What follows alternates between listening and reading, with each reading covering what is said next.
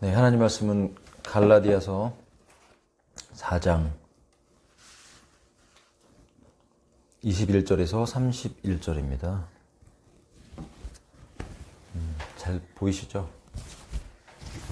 그리고 한 분이 읽어주시면 더 좋을 것 같습니다. 율법 아래 있기를 열망하는 너희들아 내게 말해보라. 너희는 율법을 듣지 아니하느냐. 이는 기록되기를 아브라함에게 두 아들이 있었는데 하나는 노예로 축박된 여인에게서 낳고 다른 하나는 자유로운 여인에게서 낳도다 하였기 때문이다. 그러나 여자 노예에게서 난 자는 육신을 따라 태어났으나 자유로운 여인에게서 난 자는 약속에 의하여 태어났느니라. 이것들은 하나의 풍유니라. 이는 이들이 두 언약이기 때문이라. 시나이산에서 나온 이는 속박을 불러일으키는 자니 곧 아갈이라. 이는 이 아갈이 아라비아에 있는 시나이산이요 지금 있는 예루살렘에 태어나니 그녀의 자녀들과 함께 속박되어 있기 때문이라. 그러나 위에 있는 예루살렘은 자유로우니 그것은 우리 모두의 어머니라. 이는 기록되기를 너 출산하지 못하는 불임인 자여 기뻐하라. 너 산구를 치르지 못하는 자여 환호하고 소리를 지르라. 이는 고독한 이가 한 남편을 둔 그녀보다 훨씬 더 많은 자녀들을 두기 때문이라 하였기 때문이라. 형제들아 이제 우리는 이삭이 그랬던 것처럼 약속의 자녀들이라. 그러나 그때 육신을 따라 태어난 자가 성령님을 따라 태어난 자를 박해했던 것 같이 지금도 그러하도다. 그럼에도 불구하고 성경 기록이 무엇이라고 말씀하시느냐. 그 여자 노예와 그녀의 아들을 쫓아내라. 이는 그 여자 노예의 아들은 자유로운 여인의 아들과 함께 상속자가 되지 못하느니라. 형제들아 그렇기에 우리는 그 여자 노예의 자녀들이 아니오 오히려 자유로운 자의 자녀들이라. 네, 아멘. 자, 오늘 아침에 기도하는데 굉장히 오늘은 자유롭게 예배를 드려라 이런 마음을 주시더라고. 네. 주중에 이제 말씀을 준비하면서 참으로 초대교회 성도들의 예배는 굉장히 자유로웠다는 것을 다시 한번 생각하게 됐어요. 그러면서 지금 우리가 드리고 있는 뭐 성가대라든지 뭐 인내송이라든지 뭐 패회송이라든지 일어났다 앉았다 뭐 주기도문 뭐 찬양도 있고 이런 예배 어떤 중요한 형식들이 사실 어디서 온 거냐면 로마 캐톨릭과 유대교로부터 온 것입니다. 그러니까 성전 예배, 어떤 제사장들의 옷을 입고 그 다음에 짐승을 뭐 각을 뜨고 뭐 어디를 통과해서 물두멍에서 손을 씻고 뭐 촛대를 지나가서 등등등 이런 과정들. 그래서 지성소로 들어가는 이런 그 모델들이 물론 영적인 의미가 있고 우리에게 주시는 분명한 은혜들이 있습니다만, 예, 그 모든 형식이 중요한 이유는 뭐냐면 그 형식을 통해서 결국은 우리가 지성소에 그 하나님의 임재로 들어가는 것이 정말 중요한 것입니다. 그런데 예수님께서 이제 죽으실 때 그 휘장이 갈라짐으로써 이제 어떠한 형식으로 들어가는 것이 아니라 예수 그리스도의 피로 말미암아 우리가 그 지성소로 들어가는 권세를 이미 얻었기 때문에 정말 중요한 것은 실제인 것이죠. 주님께서 우리에게 그런 것들을 일깨워 주시기를 원하신다는 마음이 들었습니다. 그래서 막 없는 찬양도 하고 오늘 좀 당황했죠. 하지만 이제 가사가 쉬우니까 여러분 이제 늘 부르던 것이어서 어렵지 않았을 것이라고 생각을 합니다. 오늘 이제 갈라디아서 4장의 이제 31절까지가 이제 교리적인 부분이 마무리가 됩니다. 사실 이제 교리적인 3장과 4장을 지나면서 교리적인 부분들은 좀 지루할 수 있어요. 그런데 이제 우리가 바울이 이 말씀을 기록하면서 갈라디아 교인들에게 어떤 논리를 계속 제공해주고 있거든요. 논리. 사실 논리라는 것은 이제 지루할 수가 있습니다. 그렇지만 논리는 중요한 것입니다. 그렇기 때문에 오늘 이 부분을 하고 이제 5장 이제 6장 넘어가면 이제 실제적인 부분에 있어서 이제 복음의 자유에 대해서 우리에게 말씀해 주고 있고 오늘 이제 교리적인 부분은 오늘 이 부분이 마지막이에요. 그러니까 바울이 논리를 전개해가는 방식을 통해서 우리는 사실 많은 걸 배울 수가 있어요. 자, 21절부터 23절까지 먼저 한 부분을 자르면 이 본문의 이 배경이 되는 내용들이 이제 나옵니다. 그리고 24절부터 27절까지는 그 배경의 영적인 해석을 해주고 있어요. 그러니까 구약에 일어났던 아브라함의 사건, 이삭과 이스마엘을 낳았던 그 사건에 영적인 의미를 부여하면서 이것을 비유라고 말씀하시면서 영적인 해설을 해줍니다. 그리고 28절부터 31절까지를 그 갈라디아 교인들에게 적용을 하는데 바로 우리에게 바로 그 영적인 의미들을 적용할 수가 있는 것이죠. 그래서 적용을 해주고 나서 5장에 넘어가면 그러므로 이제 우리가 어떻게 살아야 될 것인가 하는 것인데 주된 내용은 사실 자유입니다. 자유. 여러분 복음은 우리에게 자유를 가져다 줍니다. 왜 자유를 줄까요? 그 키는 복음이 우리에게 자유를 준다는 키는 뭐냐면 하나님의 초자연적인 역사라는 것이에요. 오늘 본문에는 두 가지를 말하고 있어요. 여러분 그 교회에서 불려지는 노래 중에서 믿음의 조상 아브라함은 몇 명의 아들이? 7명의 아들이 있었는데요. 그 노래가 있죠? 7명 맞습니까? 7명 맞습니다. 정말이요? 제가 세봤는데? 이 노래가 원래 어디서 나온 노래냐면요. 믿음의 조상 아브라함이 아니고 원래, 뭐죠? 뚱보 아저씨 집에는 7명의 아들이 있었는데 해서 갑자기 믿음의 조상 아브라함이 집어넣었는데, 거기서 셌어야 되는데. 세보면, 창세기에 세보면, 이제, 이삭과 이스마엘이 있고 그드로아의 그러니까 첩으로부터 6명의 아들을 낳습니다. 그래서 사실은 8명의 아들이 맞습니다. 그래서 아브라함이라는 것을 제가 이제 우리에게 좀 생각하게 하기 위해서 이 두 아들. 그렇지만 이제 첩에게 난 아들은 생각하지 않았고 이제 이 이삭과 이스마엘은 또 이제 하갈이라는 종을 통해서 애굽 여자죠. 애굽 여자. 그래서 나중에 이스마엘도 또 애굽의 여자와 결혼을 하게 됩니다. 애굽 무엇을 상징합니까? 구약에서 바로 세상을 의미하는 이 세상과 교회, 세상과 천국, 사탄과 바로 예수 그리스도를 비교해서 우리에게 알려주고 있는 본문인 것입니다. 이스마엘이 왜 문제가 됐을까요? 여러분 아브라함이 86세에 이스마엘을 낳았습니다. 왜 낳았습니까? 아직 내가 자녀를 낳을 수 있는 어떤 육체적인 자연적인 힘을 가지고 있다고 느꼈을 때 아브라함은 위기를 느낀 거죠. 사라로부터 애가 나지 않아요. 근데 하나님의 약속이 분명히 있었거든요. 오래전부터 약속이 있었어요. 그런데 문제는 뭐냐면 시간이 걸린 거예요.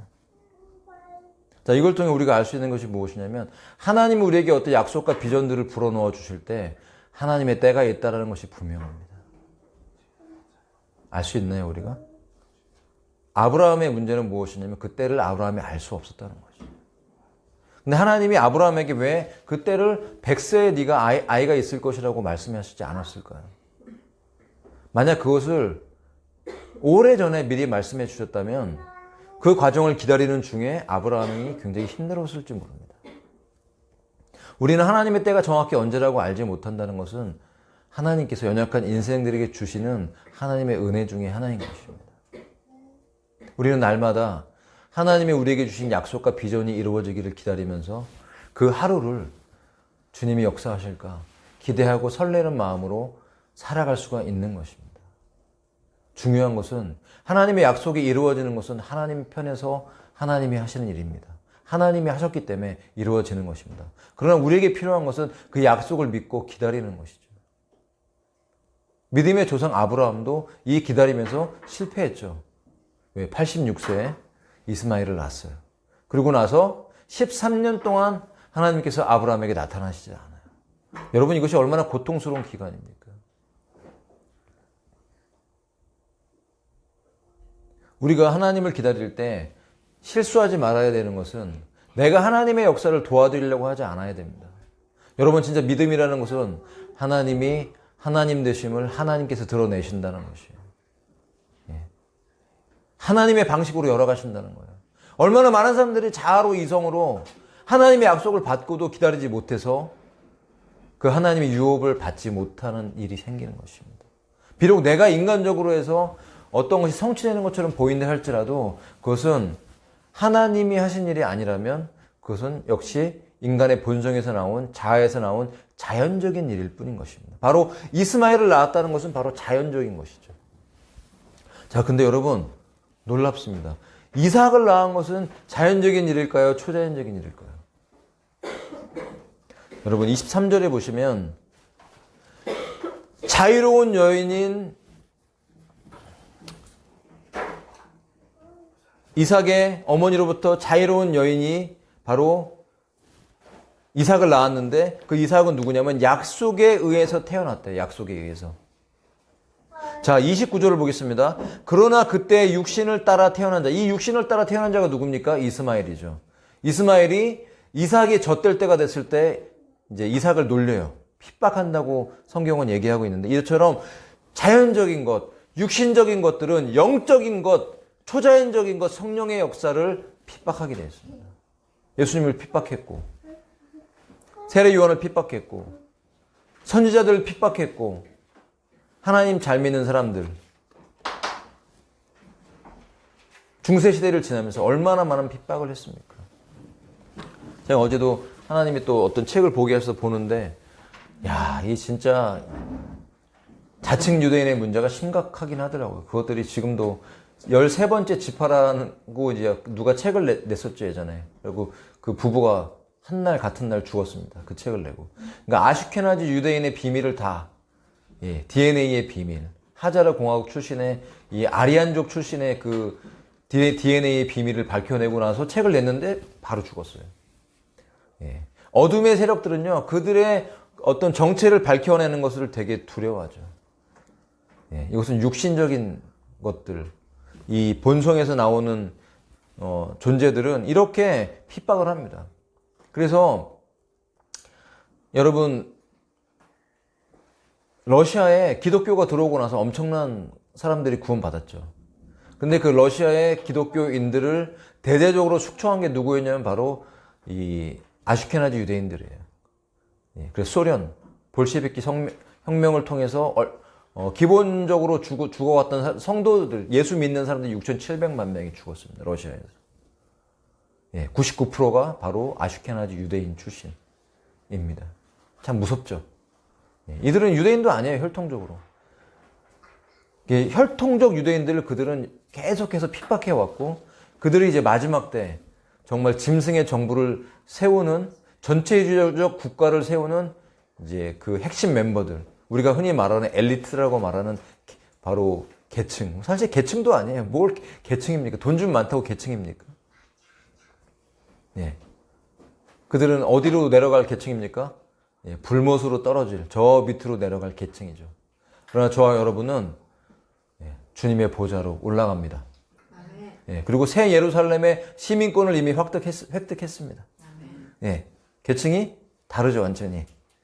예. 우리는 3층 천으로 일단 올라갔다가 예, 다시 새 예루살렘 성에 입성합니다. 여러분, 새 예루살렘 성에 입성하지 못할 사람도 많아요. 그렇지만 그 성에 들어갈 권세를 받죠. 그 안에 집은 없어도. 그러나 여러분은 그 새 예루살렘 성의 출신입니다. 예, 시티즌. 멤버십이 있는 사람들이에요.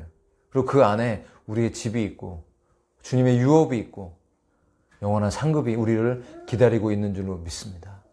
그러므로 여러분 이 땅을 살아가면서 우리가 자유한 자의 바로 이삭과 같은 존재라는 것이에요. 그래서 29절에는 성령님을 따라 태어난 자라요. 성령님을 따라 태어났다. 이거 무슨 말입니까?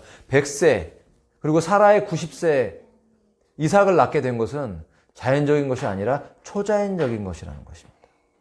여러분 이 논증이요 굉장히 그 갈라디아인들이나 자칭 유대인 교사들이 읽었을 때는 충격적인 내용이에요. 왜냐하면 그들은 아브라함의 후손이라고 생각하잖아요. 혈통적으로. 그래서 예수님이 오셨을 때도 너희가 아브라함의 후손이라고 하지만 너희는 아니다. 마귀의 자녀다라고 했을 때 엄청 화를 냈잖아요. 나는 아브라함을 보았다 그러니까 이제 황당한 거죠. 예수님이 누군가. 창조주 하나님이 오셨다는 것이에요.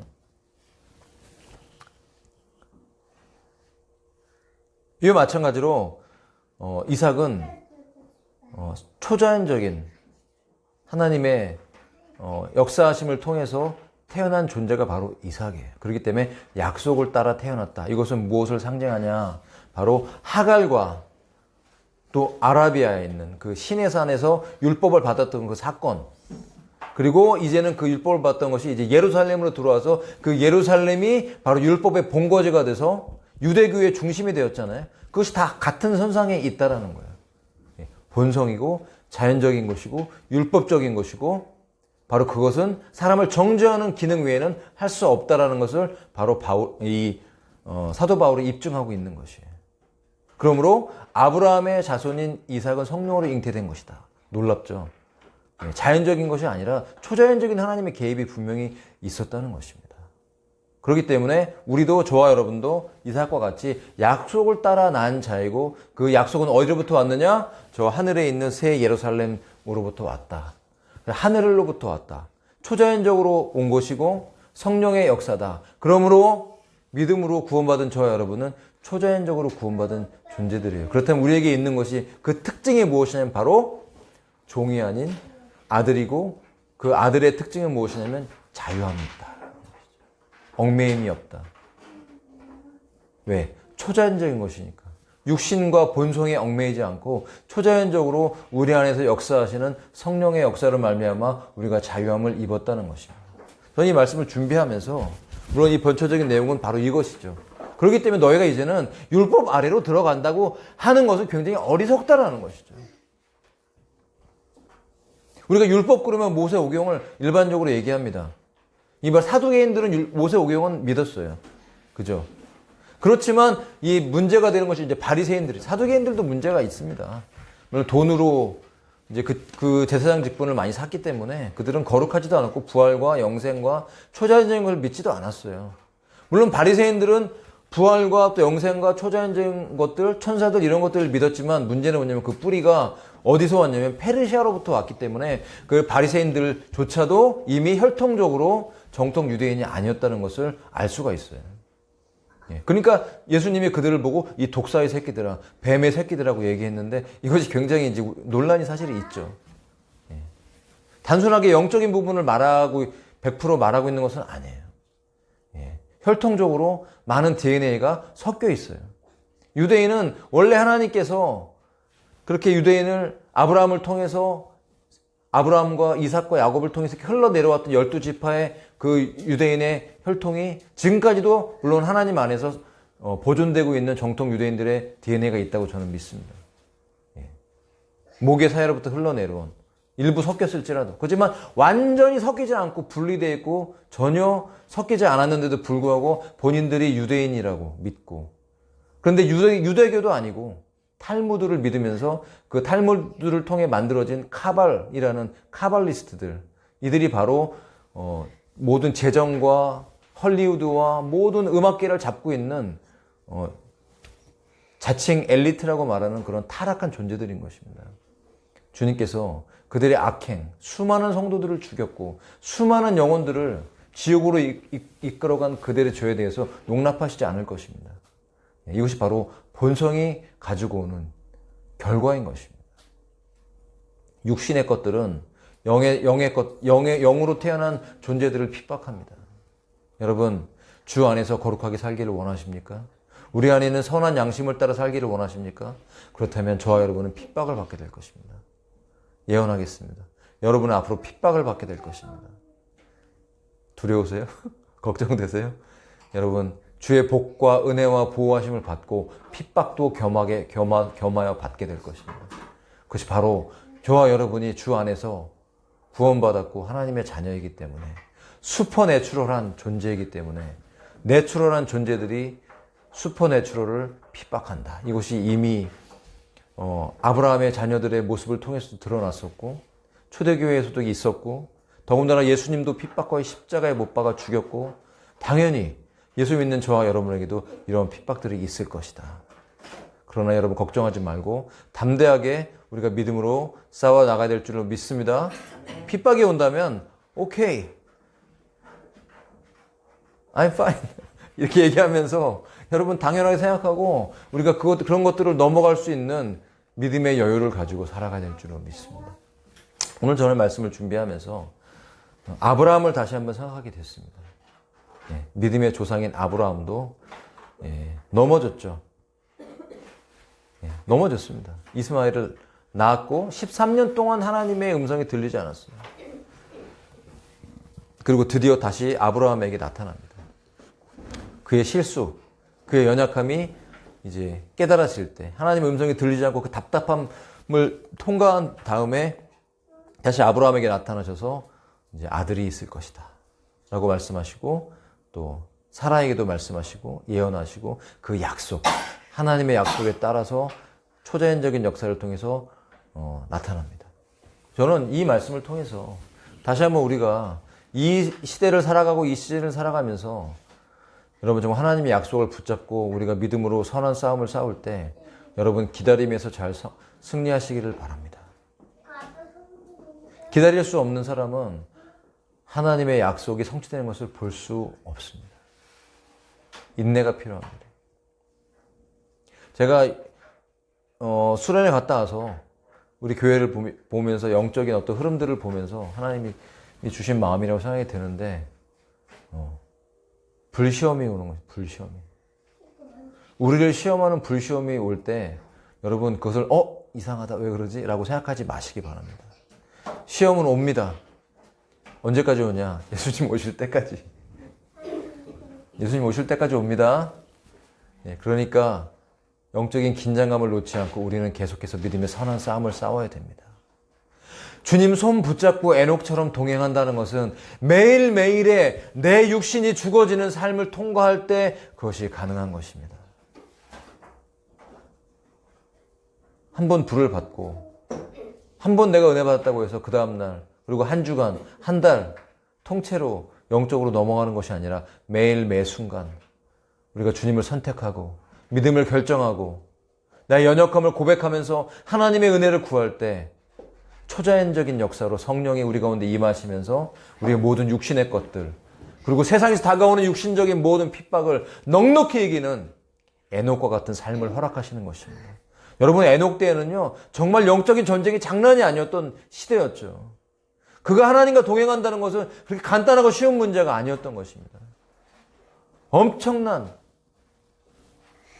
네피림과 그의 후손들의 그 악랄하고 악한 모든 하나님 보실 때 기가 막힌 그들을 다 쓸어버릴 수밖에 없을 정도의 강팍함과 잔인함과 더러움과 그 모든 것들이 짬뽕된 그런 시대였던 것이에요. 섞였어요. 모든 것들이. 혼합되고 악한 영, 더러운 영들의 그 귀신들의 그 악함이 정말 판을 칠 때였어요. 잔인하고 더럽고 추악한 때였던 것입니다.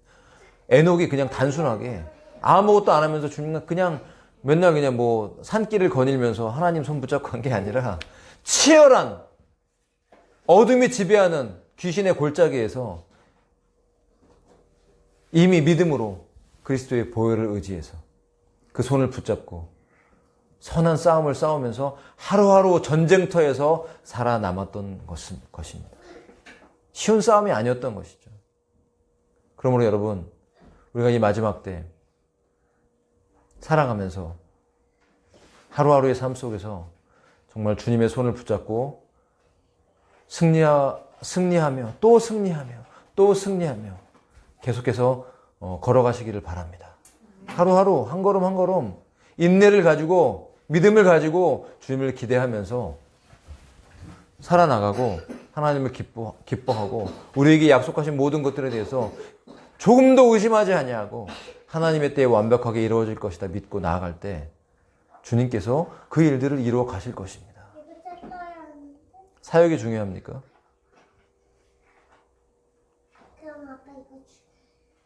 나 자신의 어떤 계획이 중요합니까? 비전. 그런 것들은 우리의 가슴을 뛰게 합니다. 그러나 정말 중요한 것은 우리의 가슴을 뛰게 하는 것은 바로 나를 사랑하시는 예수 그리스도의 눈을 바라보고 그분과 교제하고 그 친밀함 가운데서 성령 충만하게 이 땅을 살아갈 때 부지불식간에 나도 알지 못하는 사이에 하나님이 내가 의식하지 못하는 사이에 무의식 중에 나를 사용하시는 것입니다. 이거 진짜 영적인 성장이죠. 근데 하나님이 나를 사용하시는 걸 내가 의식하는 순간 이미 우리는 무엇인가 오염되기 쉬운 자아의 요소가 드러나는 것입니다.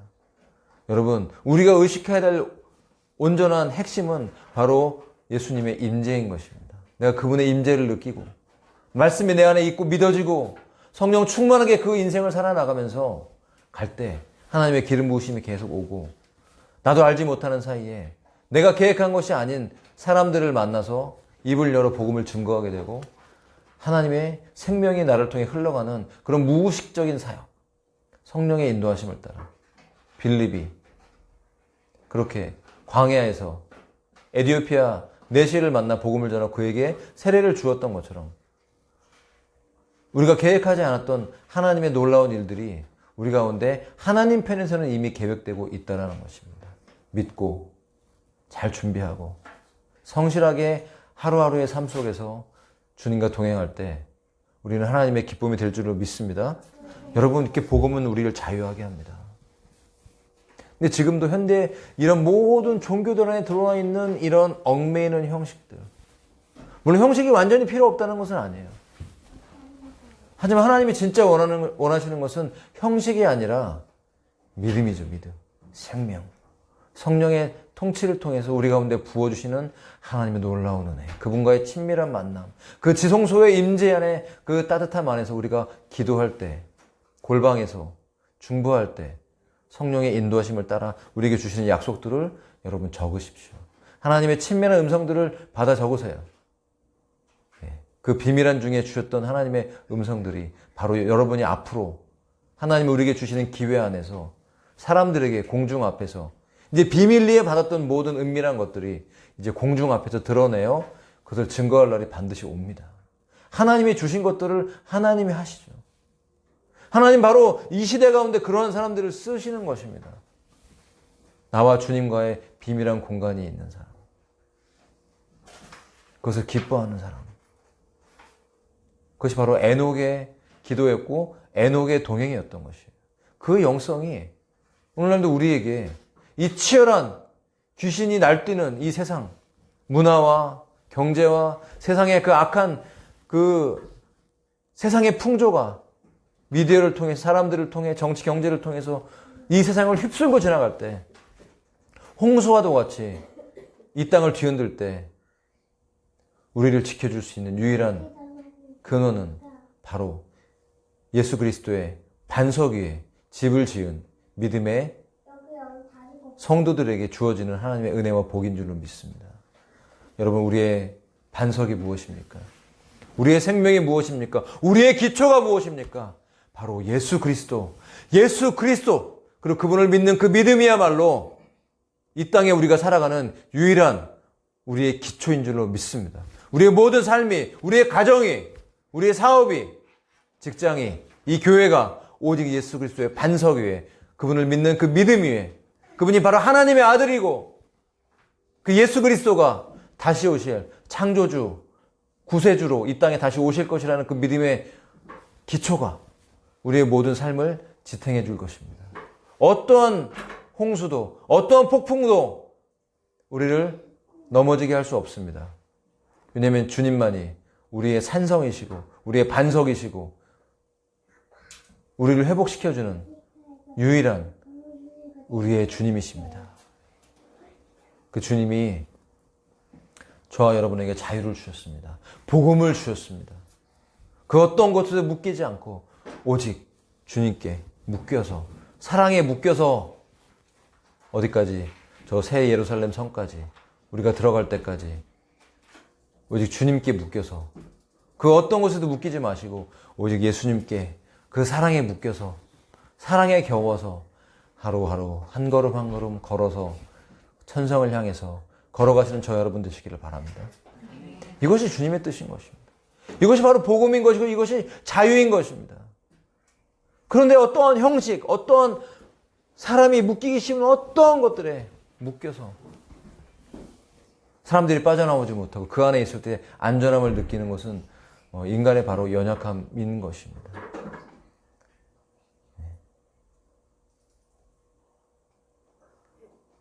앞으로 더한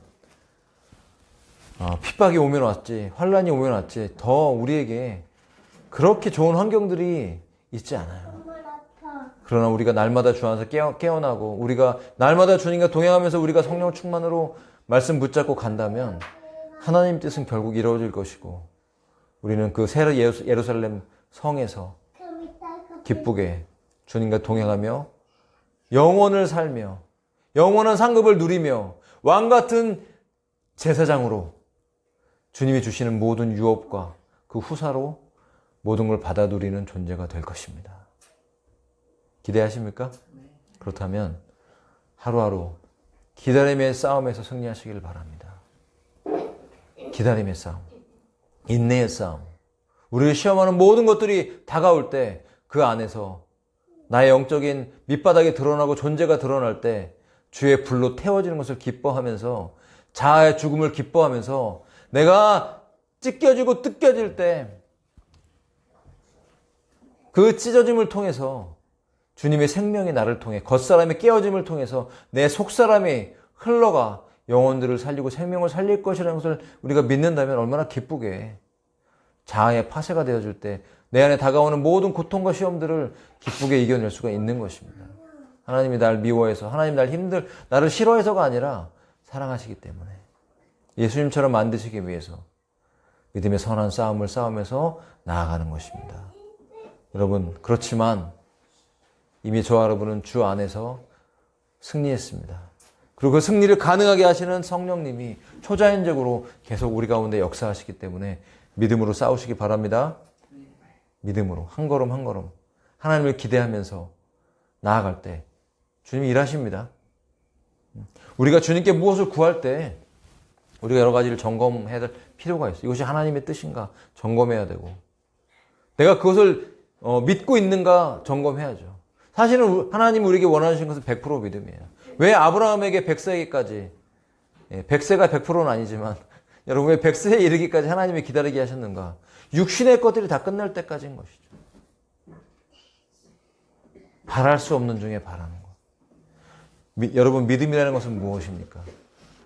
바랄 수 없는 중에 더 이상 이제는 내가 바라볼 수 없어. 내 힘은 끝났어. 나는 할 수 없어. 라고 느끼는 그 지점에서 날이 저물어갈 때 빈들에서 걸을 때 그때가 바로 하나님의 때라는 것입니다. 하나님의 뜻이 이루어지는 그 하나님의 때 그것은 바로 내 힘이 끝날 때 나는 아무것도 할 수 없을 때 전적으로 100% 하나님이 하신다고 믿고 모든 것이 맡겨질 때 하나님의 때가 시작되는 것입니다. 초자연적인 역사는 육신의 것들이 끝날 때 시작되는 것입니다. 그러므로 여러분 내가 아무것도 할 수 없다고 느낄 때 내가 빈들에서 걷는다고 생각할 때 여러분 주님을 찬양할 수 있기를 바랍니다. 저는 요새 즐거운 마음을 갖고 있어요. 즐겁습니다. 하나님의 때를 기다리는 것이 즐겁습니다. 왜 즐겁냐면 제 믿음이 커지니까요. 제 믿음이 변화되니까요. 제가 정금같이 되니까요. 주님을 기다리면서 하루하루 기쁘게 그 손을 붙잡고 주님과 교제하면서 살아나갈 때 주의 뜻은 반드시 이루어질 것입니다. 주님은 오실 것입니다. 그리고 주님의 계획들이 일어날 것입니다. 남은 자의 돌아옴들이 있을 것입니다. 내가 준비하고 있는 모든 것들이 하나님이 나에게 하라고 하신 모든 것들이 드러나 사용될 때가 올 것입니다. 그때까지 참고 기다리면서 준비하고 한 걸음 지금 우리에게 맡겨주신 것들에서 점을 찍고 있습니다. 점을 꽉 찍고 마침표를 찍고 그 다음 스텝으로 넘어가는 교회. 저와 여러분 개인들 우리 믿음의 자녀들이 되시기를 예수님의 이름으로 축복합니다. 우리 말씀 생각하면서 합심해서 기도하겠습니다. 통성으로 기도하겠습니다. 주의 말씀이 이루어지기 위해서 끝까지 주님을 바라보며 하루하루를 살아나가며 동행할 수 있도록 우리 영혼이 회복되기를 원합니다. 기도하겠습니다. 하나님 아버지 그 놀라우신 은혜와 사랑에 감사를 드립니다. 주님의 뜻과 계획이 이루어지기를 원합니다. 주님 그 보좌 앞에서 주의 손 붙잡고 하루하루를 살아나가며 기쁘게 걸어갈 수 있는 복음의 사람, 믿음의 사람, 자유의 사람이 되기를 원합니다. 그 어떤 것도, 형식도 우리를 얽매이지 않게 하고, 하나님 아버지, 우리가 얽매일 수 없는 것은 주님이 우리에게 자유를 주셨기 때문입니다. 그 자유로 주님께 묶이기를 원합니다.